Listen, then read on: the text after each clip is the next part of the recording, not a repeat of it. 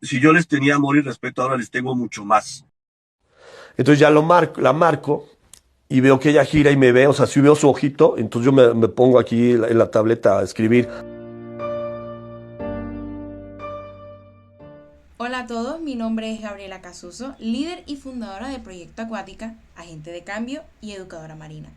Hoy tengo el honor de conversar con una de las personas que más ha dedicado su vida a proteger a uno de los animales más importantes y más malentendidos del océano, que son los tiburones. Seguramente muchos escucharon en las noticias lo que ocurrió hace prácticamente un mes en la isla del Coco, donde el biólogo marino mexicano Mauricio Hoyos sufrió un incidente con un tiburón galápagos durante una inmersión. Antes de iniciar con la conversación, quiero mencionar y darle mis felicitaciones a Mauricio porque fue honrado con el Premio Conservacionista Oceánico del año Rob Stewart 2025. Recibió el premio en septiembre de 2025 por su trabajo en la conservación de tiburones, justo cuando sobrevivió a la mordida del tiburón de Galápagos. Fíjate tú, qué coincidencia. Y de eso es lo que quiero hablar, de la importancia de los tiburones.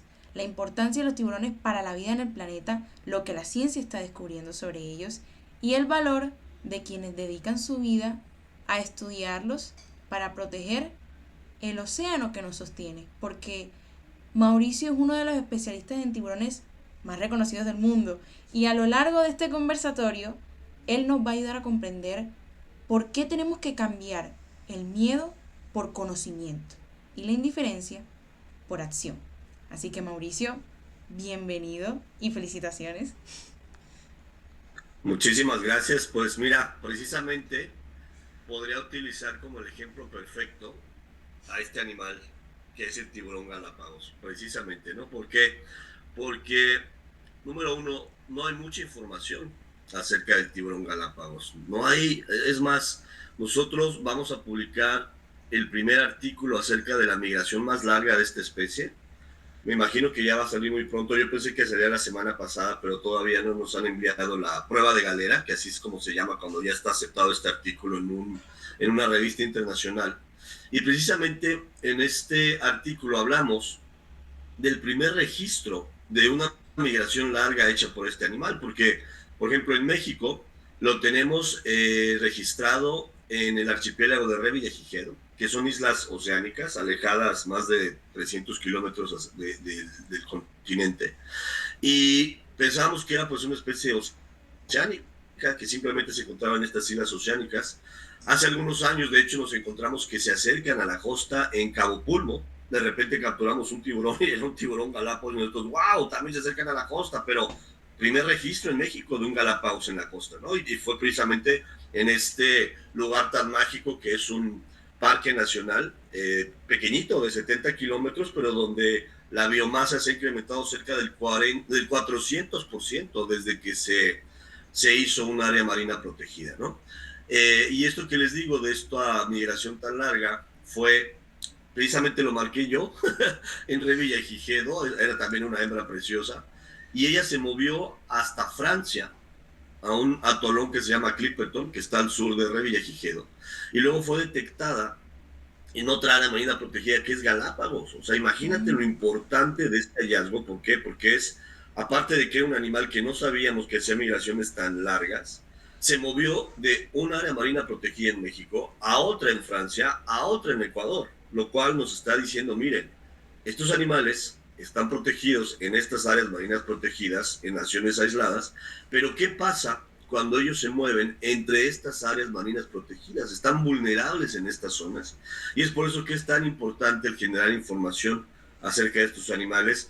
Precisamente por eso yo traté de marcar, bueno, la marqué a esta hembra preciosa ahí en Cocos, porque cuando yo vi el tamaño de este animal, era una hembra que medía entre 3 metros y 3 metros y medio, sabía que era una de las cuales podría realizar estas migraciones largas y es por eso que era tan importante colocarle este transmisor.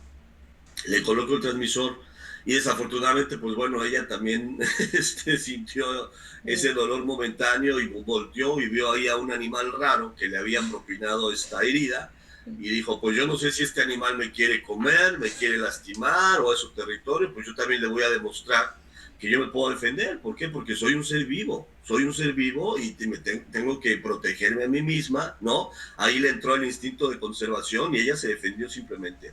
No fue un ataque, porque muchas veces me han dicho eso, y el ataque. Tenemos que quitar esa palabra, ese adjetivo de esta interacción.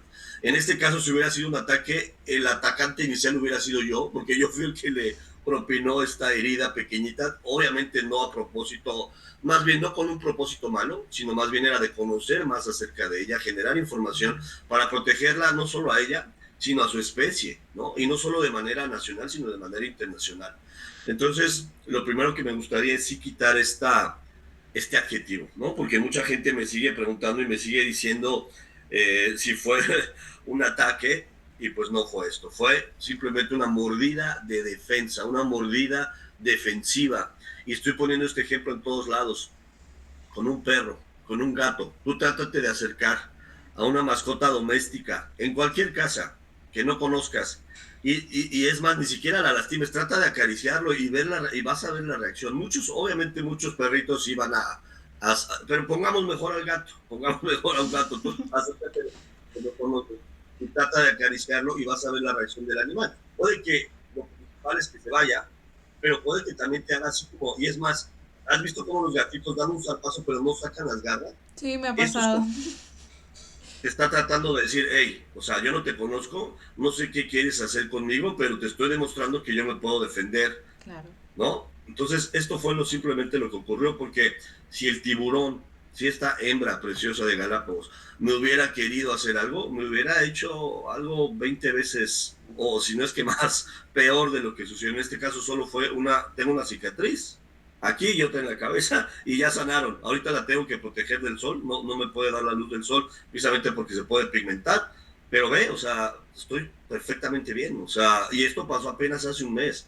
Si en verdad hubiera querido lastimarme, hubiera sido, imagínate, con esa mandíbula tan hermosa que tienen, todas estas hileras de dientes, el poder que puede generar esta mordida, porque tiene músculos especializados, y no pasó absolutamente nada, más que así, cerró la cabeza y la abrió. O sea, yo creo que yo estuve un segundo nada más ahí y me soltó. No hizo absolutamente nada. Yo después estaba vulnerable. ¿Por qué? Porque pues no estaba desorientado, no podía ver bien. Cuando yo iba subiendo a superficie era una presa súper fácil y no hizo absolutamente nada por volver a tratar de lastimarme. ¿Por qué? Porque puede que ella estuviera más asustada que yo, en el sentido de que ella iba nadando despacito y de repente le sintió algo. Pues ella simplemente lo que hizo fue defenderse.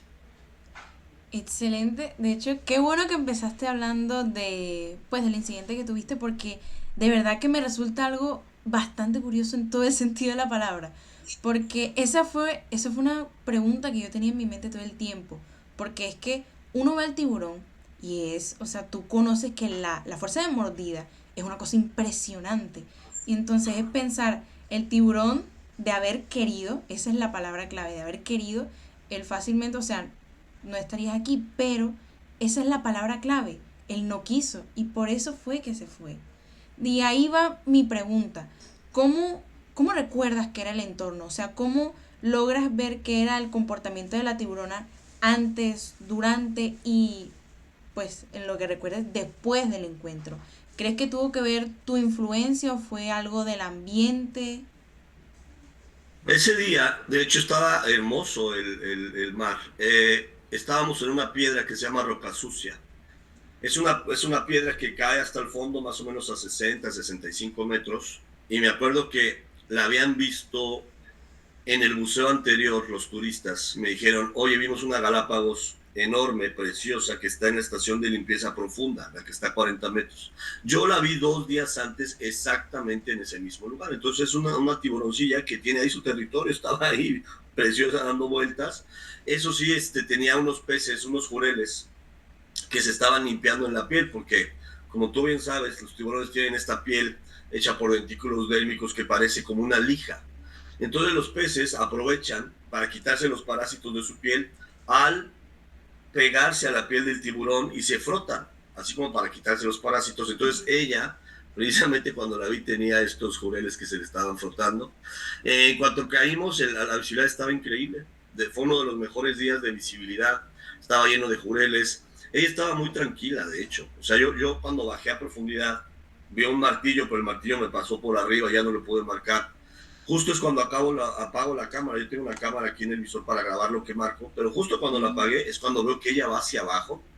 Pero ella estaba muy tranquila, o sea, ella estaba ahora sí que en su negocio, ella estaba nadando despacito, se fue hacia el fondo y ya fue que yo me la acerqué y le coloqué la marca. Entonces, para contestar a la pregunta, pues te digo, o sea, yo fui el que la alteró de manera momentánea en estos segundos cuando le coloqué el transmisor, porque pues es una barbilla más o menos de 2.5 centímetros que le tiene que entrar en la base de la aleta, se fija a los músculos y entonces ya empieza a enviar esta señal que la detectamos con los receptores. Que precisamente ahí tenemos un receptor, el doctor Randall Arauz, un investigador muy reconocido de Costa Rica, tiene ahí un receptor. Entonces esa hembrita ya está, desde que la marqué, ya está registrándose información acerca de ella. Está bien interesante porque el doctor Randall pues va a sacar estos receptores, me imagino que en enero, y vamos a poder saber cuánto tiempo estuvo ahí esa hembra, en esa piedra en particular, pero también vamos a saber hacia dónde se mueven todo Cocos, porque el doctor Randall tiene receptores en Manuelita, en Dos Amigos Pequeños, en distintas partes de Isla del Coco.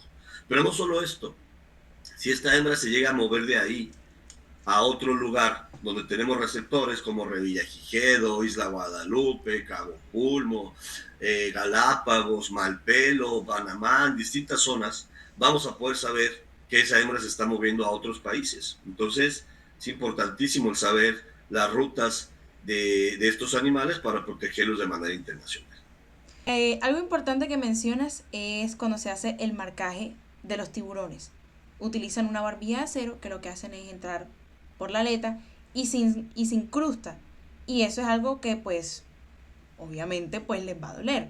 Yo quisiera saber si conoces algún otro método para pues hacer el seguimiento migratorio sin que la especie resulte herida, o si alguna vez pues pensaste en desarrollar un método así. Pues mira, desafortunadamente, hasta hoy en día, los únicos métodos para marcar a los tiburones con estas marcas que se llaman acústicas son de manera externa, como yo lo hice, con una hawaiana para pesca deportiva o con un arpón, y de manera interna. Para hacerlo de manera interna, lo que hay que hacer es capturar al tiburón con un anzuelo especial. El problema es que también lo lastimas un poco. O sea, es un anzuelo que tú capturas al tiburón, pero le quitamos algo que se llama la muerte o la barbilla, que es lo que hace que se le quede fijo el anzuelo al tiburón. Entonces, eso se lo limamos, se lo quitamos.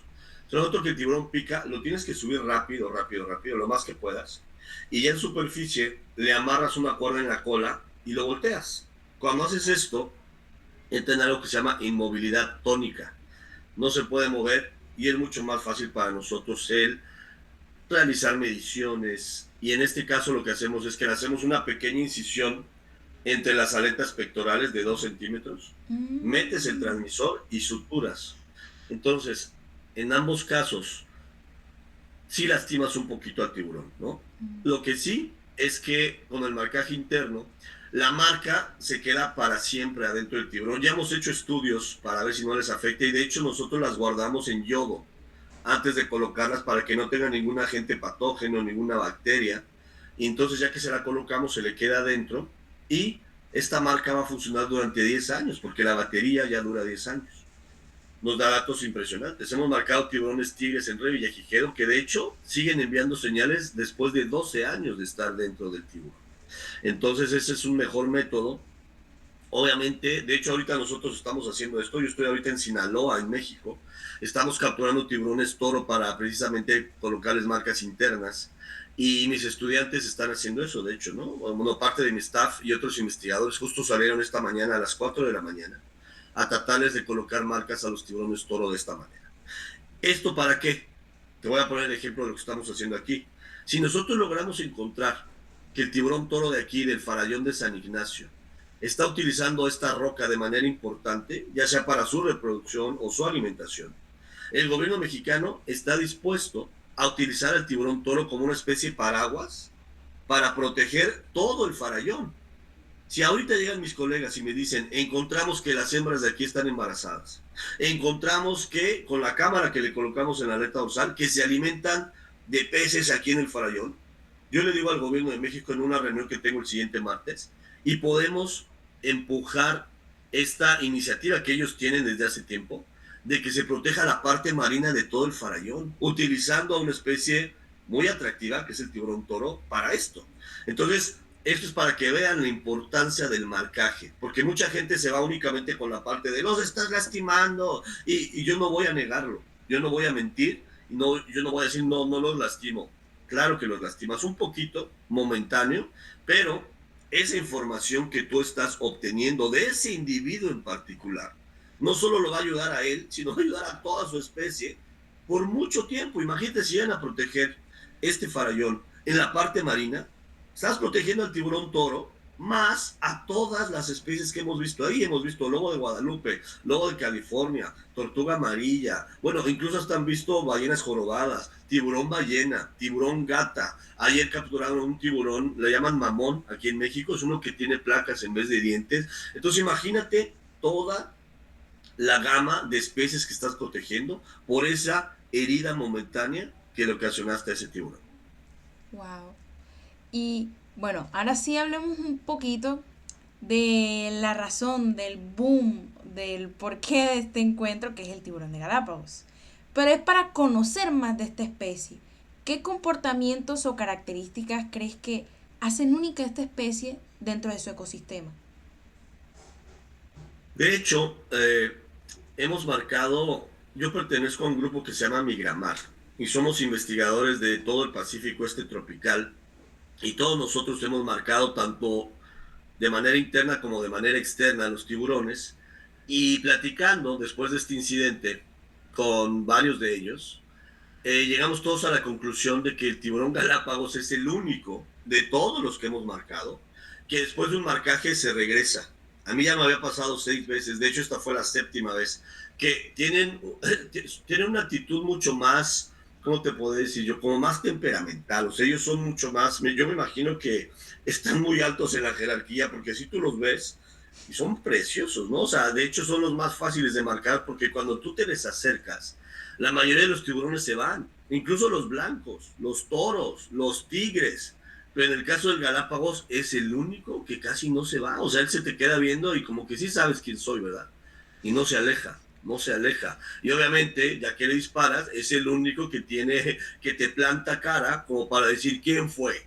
¿Quién fue el que hizo eso, no? Entonces, hablando con todos estos investigadores, todos llegamos a la conclusión que esta especie tiene esa particularidad, ¿no? Entonces ya decidimos que a partir de ahora ya no los vamos a marcar bajo el agua. O sea, va a ser la única especie que sí vamos a tratar de respetar, o sea, de decir, ¿saben qué? Pues es un animal que simplemente no le gusta que le hagamos esto, que obviamente no creo que a ninguno le guste, porque no entienden la importancia de lo que es, pero ya más bien a partir de ahora lo que vamos a hacer es marcarlos de manera interna. O sea, vamos a ir donde sepamos que hay, los vamos a pescar, los vamos a subir lo más tranquilamente posible, nos vamos a poner en inmovilidad tónica, y bueno, pues así ya vamos a evitar que vaya a haber algún otro incidente de este tipo, pero a la vez vamos a seguir obteniendo importante para protegerlos. Y a menudo, bueno, los biólogos marinos, por lo menos a mi perspectiva, son como exploradores. Pero hay hasta un punto donde no todas las personas comprenden no solo la precisión, sino también el riesgo de lo que es investigar un animal que es inmenso, que es majestuoso en todo el sentido de la palabra. ¿Cuál es la preparación o los protocolos, siguiendo esta línea que estamos hablando ahora, para trabajar con el tiburón, un tiburón como el Galápagos? Justamente, fíjate que yo siempre he sido muy cuidadoso en todo lo que es la precaución. De hecho, en este caso, yo tenía en mi equipo, tengo unos shorts tácticos, que son unos shorts que tienen unas bolsas muy grandes, y justo en la bolsa derecha yo tengo todas las herramientas en caso de una emergencia, ¿no? Yo tengo una boya que tú cuando ya quieres subir a superficie la envías desde abajo, o sea, la llenas de aire, la envías a superficie, y esa va a marcar tu posición al capitán de la embarcación. Tienes un carrete que se une a esa boya para cuando tú inflas la boya y la boya sube, tiene un hilo que está agarrado a un carrete que tú vas liberando poco a poco para que tú la tengas agarrada y a donde te muevas, pues te va marcando, ¿no? También tengo en esa bolsa un dispositivo que se llama Nautilus Lifeline, que en el caso de que tú llegues a salir a superficie, no donde debería, sino muy lejos por alguna corriente, tú abres ese dispositivo, sacas una antenita y le dice al barco exactamente dónde estás, ¿no? También tengo una lámpara en esa bolsa, también tengo otro visor extra para que en caso de que me llegue a pasar algo yo me pueda cambiar el visor. En este caso del incidente, desafortunadamente cuando yo recibo la mordida del tiburón, la hembra también mordió un poco el visor. Entonces me entraba agua. Yo no podía, se llama purgar. Cuando te entra agua, tú lo que haces es que levantas el visor, exhalas por la nariz y sacas esa agua. Yo no podía purgar el visor, yo no sabía por qué, pero era porque tenía aquí como unas mordiditas de diente, entonces el agua entraba. Entonces el problema es que yo no puedo ver nada. Yo no puedo ver nada porque no puedo purgar el visor. Entonces ya todo lo que yo pude haber hecho con todo mi kit de emergencia, pues no lo pude hacer. Más bien lo que hice fue relajarme, tranquilizarme y pensar, ¿no? Esto es parte del entrenamiento de los buzos. Cuando tú tienes un entrenamiento, lo primero que te dicen es alto, piensa, actúa. Y eso fue lo que hice, en ese orden. Si tú actúas sin pensar, imagínate lo que puede llegar a pasar, ¿no? Entonces, si tú te subes rapidísimo como loco, entonces te puede dar una enfermedad de descompresión y ya puede incrementarse el nivel de severidad de ese problema. Entonces, lo primero es, te detienes y evalúas. A ver, ¿qué pasa? Entonces, yo tuve que evaluar que yo estaba a 40 metros de profundidad, que no podía ver nada, y ya después me di cuenta que no podía respirar, porque la hembra sin querer pues mordió una de las mangueras y pues yo no tenía un suministro de aire. Entonces, acto seguido es, yo tengo otra manguera de aire, voy a revisarla. Entonces agarro la otra manguera que se llama Octopus, me la pongo, y sí tenía aire, pero el problema es que entró en algo que se llama flujo libre. Te envía el aire muy fuerte, entonces ahí lo que yo tenía que hacer es regular el aire con los labios, pero bueno, por lo menos dije, ya tengo un suministro.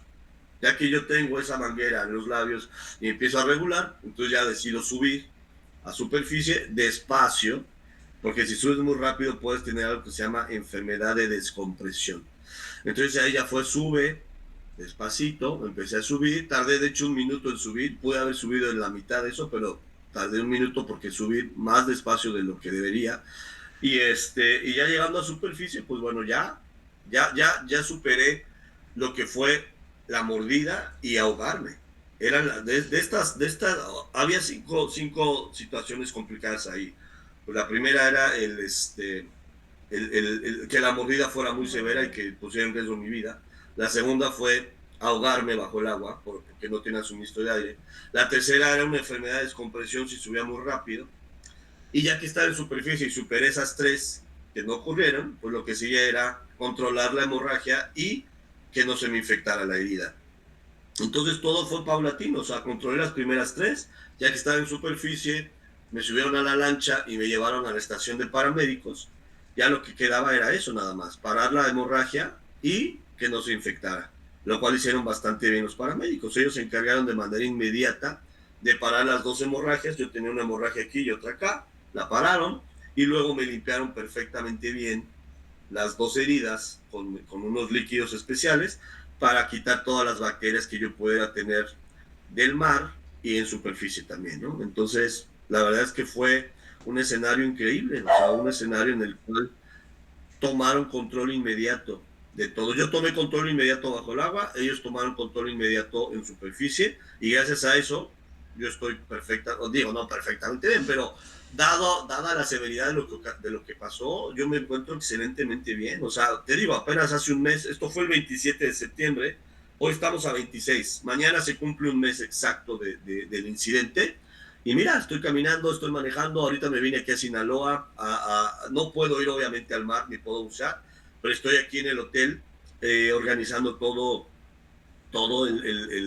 la expedición. Entonces, o sea, la verdad es que me siento muy afortunado de estar aquí porque pudo haber sido mucho peor. No, y es una cosa impresionante porque cualquier persona en una situación así, o sea, nervios totales, o sea, se vuelve completamente nervioso.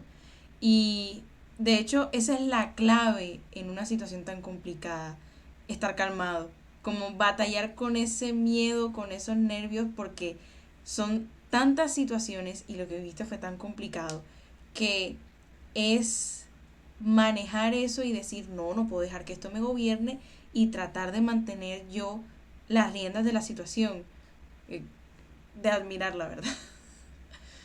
Totalmente, pero bueno, pues te digo, llevo 30 años dedicándome a esto y he buceado en muchas partes del mundo. He tenido muy buenos instructores. Yo cuando estaba joven, hice mi primer uno, 2 y 3 estrellas en Ciudad de México y tuve instructores increíbles como Arturo Campo, como Gena Rosado, que justamente cuando yo estaba bajo el agua empecé a recordar todas sus enseñanzas y eso me salvó, porque eso de haber canalizado el aire cuando hay flujo libre, eso fue un entrenamiento que hicimos precisamente un día en una alberca, de que nos dijeron, ¿qué pasa si tu sistema de aire está comprometido? A ver, vamos a ver, si no sirve tu regulador, lo quitas y vas a respirar directo del tanque. Y yo dije, pero ¿cómo puedes hacer eso? Y lo logramos. Y gracias a ese entrenamiento fue que yo pude sobrevivir a esa situación.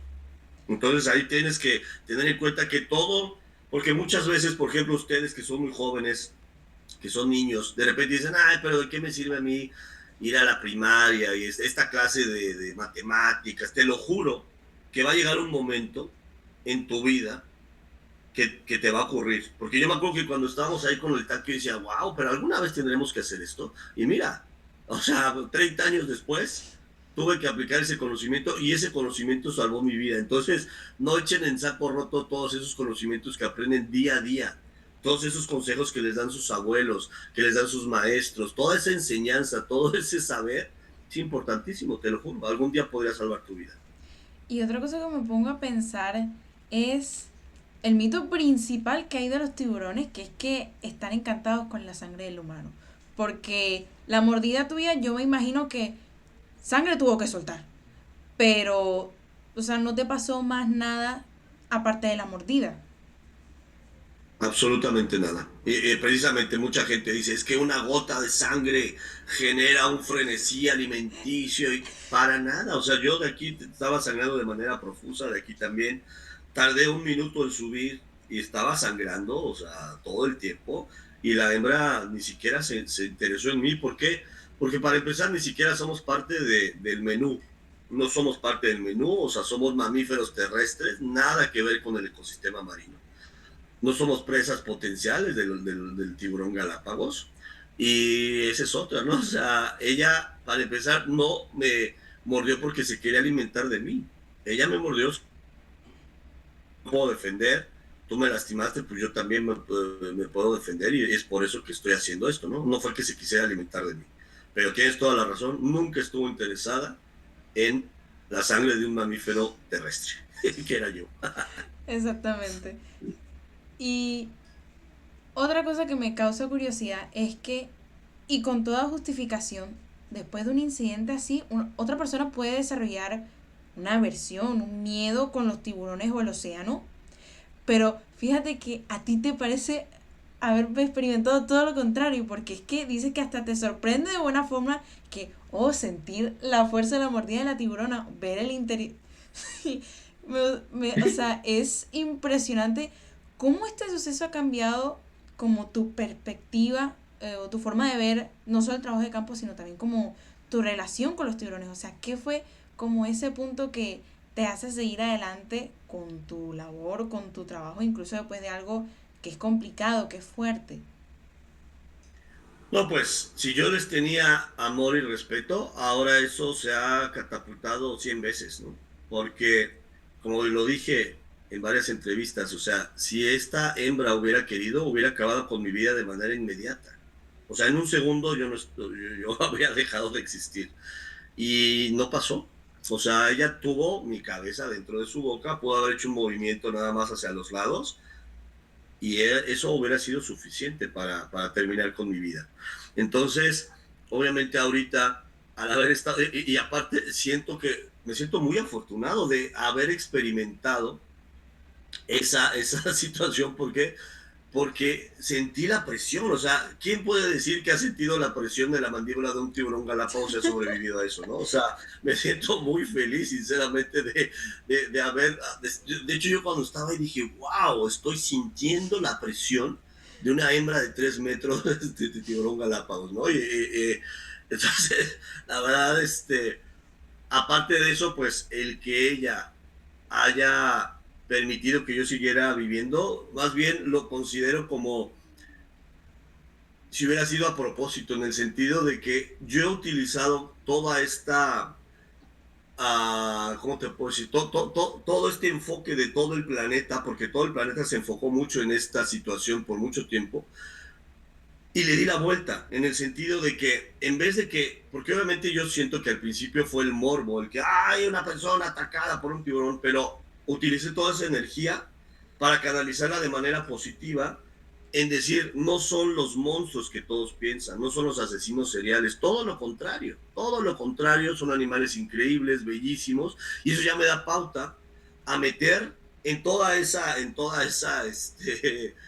ese morbo que fue original, más bien meter energía positiva alrededor de los tiburones, ¿no? Porque la gente en un principio sí fue jalada por eso, pero ahorita todos están más bien esperando la información positiva de los tiburones. Mucha gente no sabía que ellos son los que mantienen el equilibrio de los ecosistemas marinos, ¿no? Justamente di una entrevista para Costa Rica la semana pasada y cuando les expliqué la importancia de los tiburones, de cómo mantienen en control las poblaciones de sus presas y cómo son como el sistema inmune de los océanos, se quedaron como que, wow, es que yo no sabía eso. Entonces todo esto está funcionando para inyectar energía muy positiva acerca de los tiburones. Entonces, por eso te digo que yo creo que esto fue como que la naturaleza dijo, a ver, ¿cómo podemos hacer para llamar la atención de los seres humanos? Porque tenemos muy poco tiempo para hacer las cosas bien.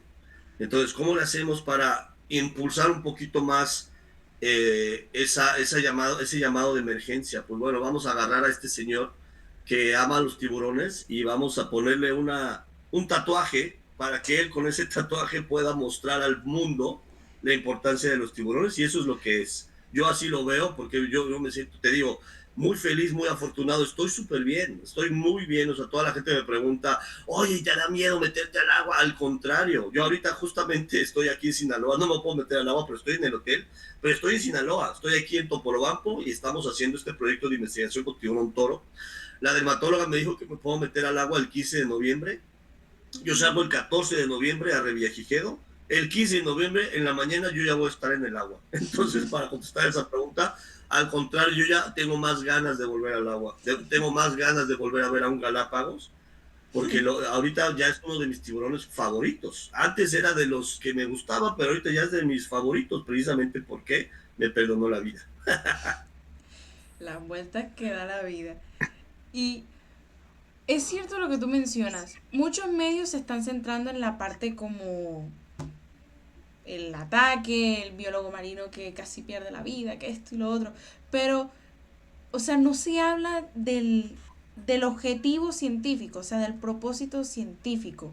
Y por eso mismo hay que evitar, y es algo muy bueno lo que has hecho, de que se le dé una mala imagen, en este caso al tiburón de Galápagos. Y la mejor forma de combatir la triple crisis de la conciencia, la ignorancia, la desinformación y el desinterés es con el mismo conocimiento. Así que dinos, ¿qué amenazas enfrenta hoy el tiburón de Galápagos y por qué debería importarnos a todos, incluso a los que viven lejos del mar, su conservación? Pues, eso sí, sabemos que hay una desinformación. Perdón. Eso sí, sabemos que hay una desinformación acerca de esta especie. Hay muy pocos artículos científicos publicados acerca del tiburón Galápagos. Te digo, este que vamos a publicar nosotros va a ser el primero en México. No hay otro artículo publicado. Y me imagino que en Latinoamérica hay muy poquitos. Me gustaría hacer un recuento para ver qué es lo que hay. Entonces, el principal enemigo del tiburón Galápagos, es ese, la desinformación. No hay mucha información acerca de su biología, de sus patrones de distribución, de su edad y crecimiento. ¿Por qué? Porque es una especie que se encuentra más que nada en islas oceánicas. Lo que tiene a su favor es que, bueno, lo encontramos en Revillagigedo, Galápagos, Malpelo, Cocos, y todas estas son áreas marinas protegidas. Pero ya encontramos que se hacen migraciones largas. Esta que encontramos de 2.200 kilómetros, más aparte, que encontramos que también se encuentra cerca de la costa, como el caso de Cabo Pulmo, podría ponerlo de manera vulnerable cuando realice estas migraciones. Entonces, por eso es importantísimo el continuar con esta labor de seguir. Sabemos que sus bebitos nacen en islas oceánicas, entonces por esa parte está protegido, porque utiliza esas áreas de crianza en áreas que ya están protegidas, pero cuando ya son adultos y se mueven a otras áreas marinas protegidas o a la costa, ahí es cuando tenemos que protegerlos. Y por eso necesitamos seguir colocándoles estos dispositivos, que obviamente ya con la evolución de la tecnología cada vez son más pequeños y menos invasivos. Entonces, también para contestar a la otra pregunta que me hiciste, yo imagino que ya en el futuro tal vez podríamos pensar en alguna manera de, en vez de dispararles con un arpón, o en vez de capturarlos por pesca deportiva, o tal vez sí capturarlos pero con un anzuelo especializado, ya no hacerles una incisión, sino ponerles una especie como de grapa en la aleta que mantenga esa marquita por ahí. O sea, ya te digo, ahorita esto va a ayudar mucho para que hagamos opciones de cómo hacer esto, pero de maneras alternativas. Entonces, lo bueno de la tecnología es que antes las marcas satelitales eran gigantes, ahorita ya son de este tamaño, ¿no? Las marcas acústicas eran muy grandes, muy pesadas y duraba solo un año, ahorita son pequeñitas y ya te dura 10 años la batería. Entonces, eso, somos muy afortunados en que la tecnología está avanzando a pasos agigantados. Entonces, puede que en el futuro hagamos como a los perros, no sé si has visto que les inyectan un chip, ¡pum! Ah, Y ya es mucho más fácil. Puede que con los tiburones sea así, con una pistolita, ¡pum!, en la piel, le inyectas un chip y ya puedes saber mucho acerca de ellos. ¿qué te gustaría que sintiera una persona o que pensara, así, que vea por primera vez a un tiburón galápagos después de escuchar esta conversación? Pues eso, que sepan que fue la especie que perdonó a un ser humano que dedica 30 años de su vida a su estudio. O sea, imagínate, ¿no? Mira, esa es la especie que es sumamente poderosa, que pudo haber hecho algo muy distinto y que optó por perdonar la vida de un ser humano. Eso me encantaría que todos supieran. A mí me encanta el mes de octubre porque es el mes de Proyecto Acuática y estamos celebrando 7 años de conciencia y alfabetización oceánica. Y gracias, eres una de las personas que nos ha acompañado por esta trayectoria y ha sido un aliado para combatir esa triple crisis de la conciencia y hacer que los niños, en vez de temer a los tiburones, los amen. Entonces, ¿qué le dirías a los acuáticos que verán esta conversación? Fíjate que eso es muy importante para mí, las generaciones futuras. ¿Por qué? Porque yo nací en 1976. Yo soy muy afortunado porque yo he visto muchísimas cosas bajo el agua. Me ha tocado ver ballenas azules de 30 metros, me ha tocado ver orcas, me ha tocado ver muchísimas especies de tiburones. He estado en submarinos viendo quimeras a 300 metros de profundidad. O sea, me siento el más afortunado porque nunca imaginé que como biólogo marino iba a tener el alcance que tuve de ver todos estos animales. Y me encantaría que todos ustedes de generaciones recientes también lo puedan hacer. Y es por eso que es tan importante para nosotros el generar toda esta información para que esta vida siga y continúe y ustedes puedan decir, oye, yo también quiero ser biólogo marino y quiero ver todos estos animales. Y no solo los biólogos marinos, todos los humanos deberíamos de tener esta oportunidad de poder salir al mar y ver una ballena jorobada saltando, de poder ver todas estas parvadas de aves migratorias que llegan a nuestros países, porque si seguimos así, si seguimos enfocados en nosotros mismos y que somos la especie más importante y que no interesa más que lo que los seres humanos consideren importantes, estas poblaciones no solo en el mar, sino en tierra, van a desaparecer.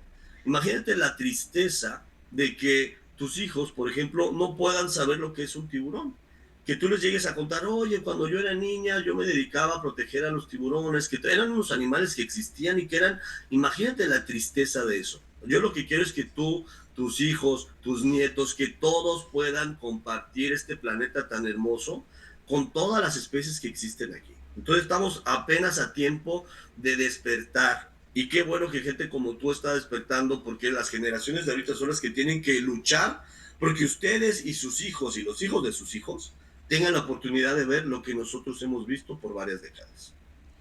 Gracias por habernos acompañado en esta conversación. Hoy pudimos mirar más allá de los titulares y entender la verdadera razón por la que personas como Mauricio dedican su vida al océano. Porque resulta que, sorpresa, sorpresa, los tiburones no son villanos, son guardianes del equilibrio marino, como bien dijo Mauricio. Y sin ellos, la vida en el planeta, nuestra habitabilidad, está en riesgo. Por eso es que la ciencia nos enseña a conocerlos. La conservación nos invita a protegerlos. Pero resulta que somos nosotros, como sociedad, que somos quienes decidimos si el futuro del mar es posible o si va a ser un escenario imaginario. Por eso es que a mí me encanta recalcar, cada acción cuenta, cada decisión importa. Y por eso cada historia, en este caso como la tuya, Mauricio, y la de tu pasión por los tiburones, es la que nos recuerda que aún estamos en tiempo de hacer algo al respecto. Por eso, una vez más, Mauricio, gracias por tu valentía, por tu trabajo como científico y por recordarnos que proteger el océano es protegernos a nosotros mismos. Entonces, acuáticos, a ustedes, gracias por ver, gracias por ser parte de esta ola de conocimiento oceánico y también por ser parte de esa transformación que el océano nos está pidiendo a gritos. Entonces, sigamos escuchando la ciencia, sigamos cuidando a los tiburones y sigamos cuidando la vida, porque así también nos cuidamos a nosotros. Adiós, acuáticos, y nos vemos en la próxima.